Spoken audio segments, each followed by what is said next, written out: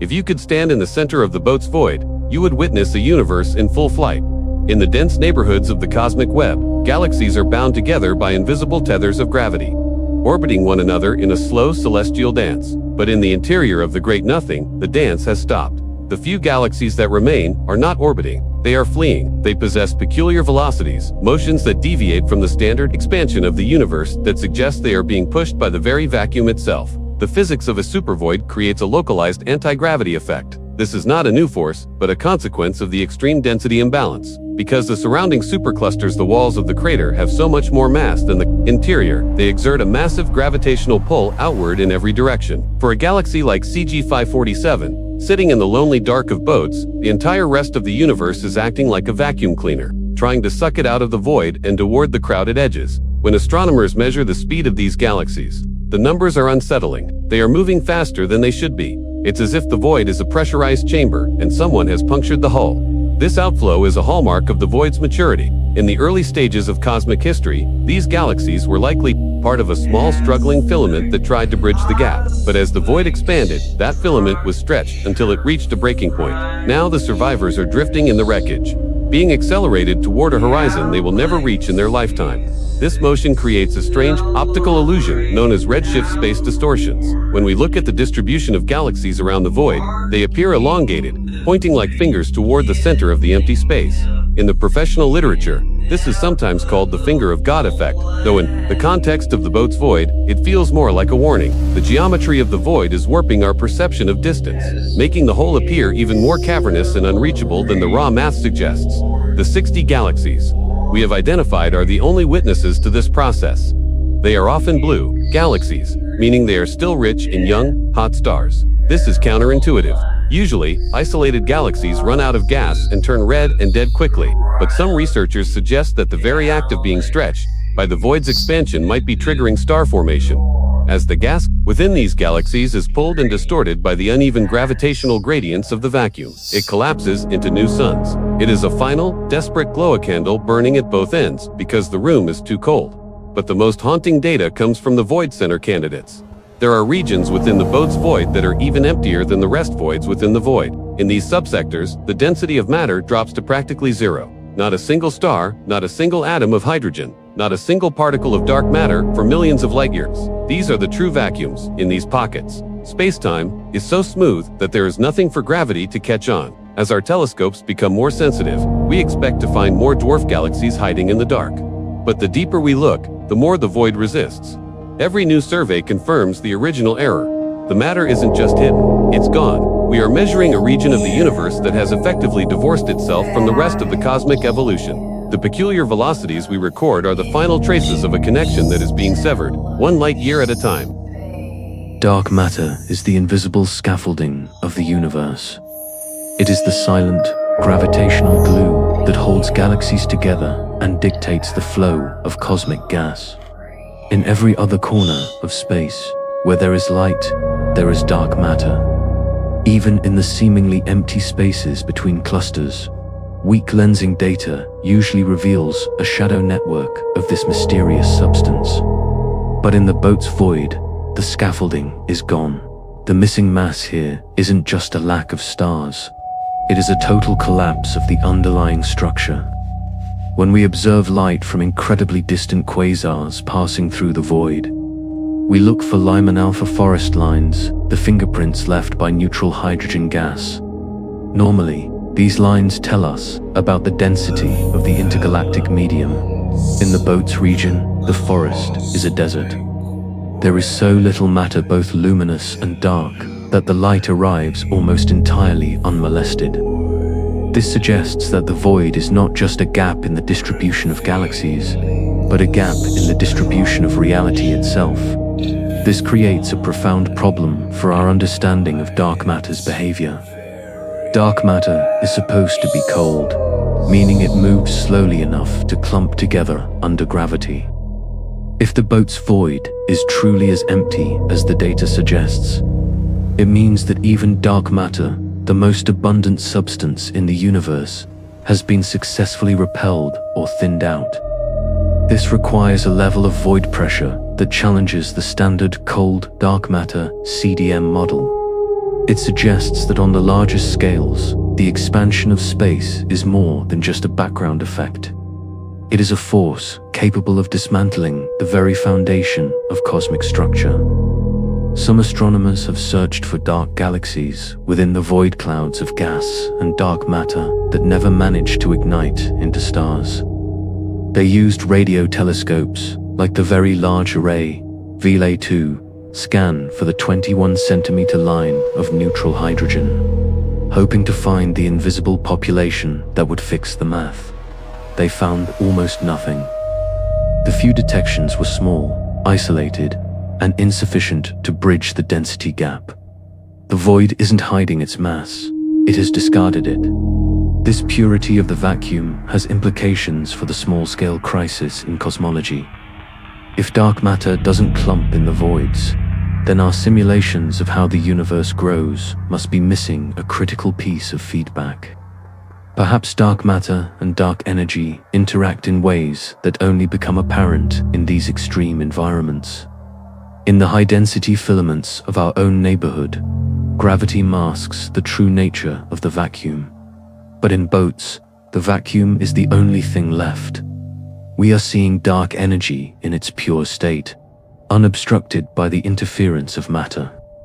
There is a technical term for this, the void baryon fraction. In most of the universe, the ratio of dark matter to normal matter is roughly 5:1. In the boat's void, we don't know the ratio because both numbers are approaching 0. The silence of our dark matter detectors when pointed at this region is as significant as the absence of light. It tells us that whatever process cleared this 330 million light-year sphere, it was thorough. It didn't just move the furniture, it took the walls, the floor, and the ghost of the house with it. We are left staring at a region where the laws of clumping have been suspended. Without dark matter to provide the gravitational wells, no new galaxies will ever form here. The void is a sterilized environment. As we watch the few remaining galaxies drift toward the edges, we realize they are leaving behind a space that is more than just empty.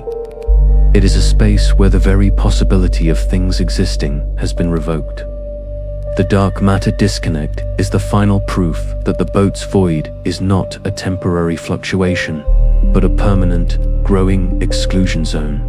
In the deep interior of the boat's void, time itself behaves differently, not because of the presence of mass, but because of its absolute absence.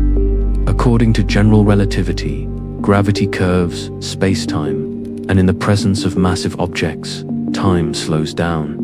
This is gravitational time dilation.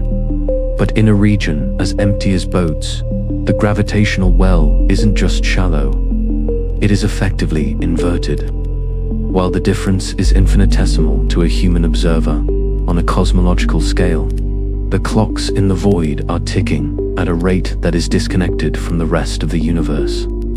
As light travels from the interior of the void toward our telescopes, it is moving from a region of low gravitational potential to a region of higher potential.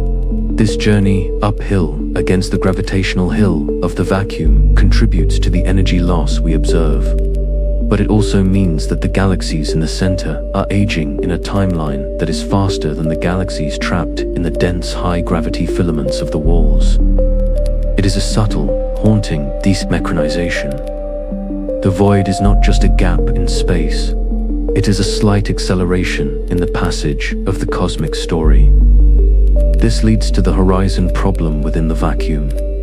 For an observer sitting on a planet in the center of boats, the observable universe would appear to be shrinking, because the expansion rate inside the void is higher than the average.